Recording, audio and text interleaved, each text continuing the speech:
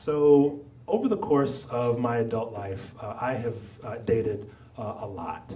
And one of the things that I've always struggled with is breaking the ice, the opening. But there was this one time when I got it right.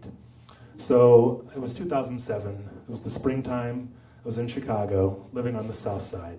And I stepped out of my apartment onto the sidewalk on Cottage Grove. And I looked up and I saw her. Now, before I tell you about her, I want to tell you a little bit about me.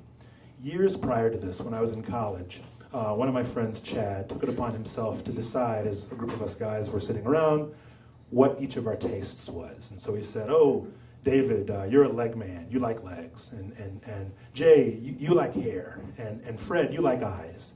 And I said, well, what about me? Well, what do I like? And Chad said, oh, Michael, you're a total package man. It's gotta all be there. And Chad was right. As in many things in my life, for better and for worse, probably for worse, I want it all. And in the case of the ideal partner, physical beauty, smart, snappy dresser, and in a very particular way, really nicely tailored. Do you know the Ann Taylor line of clothing? So really conservative and really well tailored.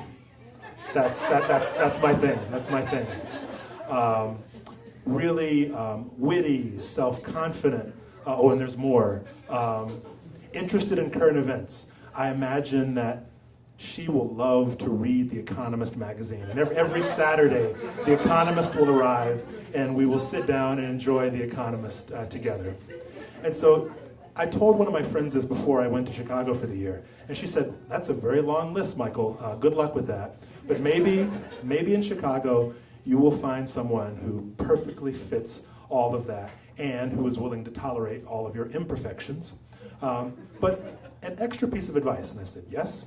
And she said, if she's a nurse, then that's an extra, because nurses are portable, so she could actually pack up and move back.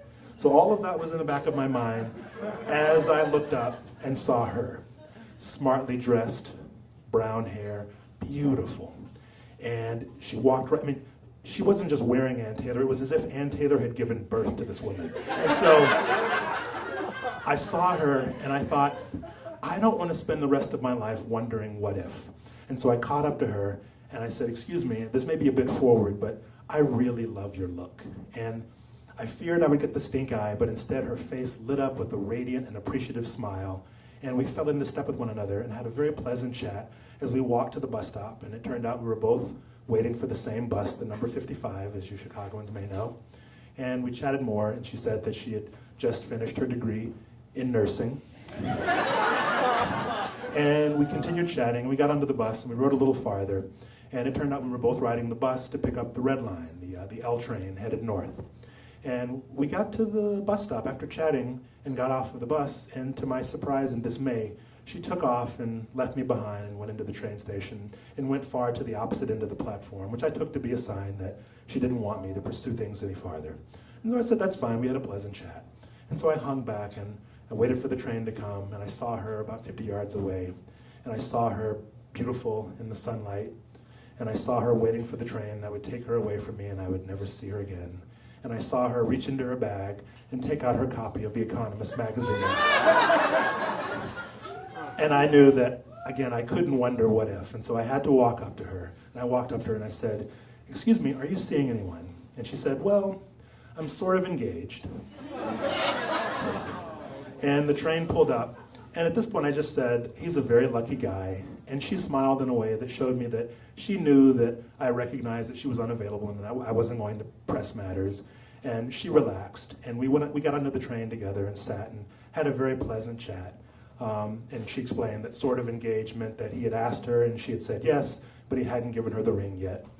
And so we rode, and eventually she got off the train and went to her destination, and I stayed on and rode on to mine. And I smiled and relished the fact that we'd had a very pleasant conversation. And I was grateful for that and happy. And I spent the rest of that day, and really the rest of my life since, thinking about lots of other things apart from her, and never wondering what if. And so, as always, thanks for listening, and welcome to the corner.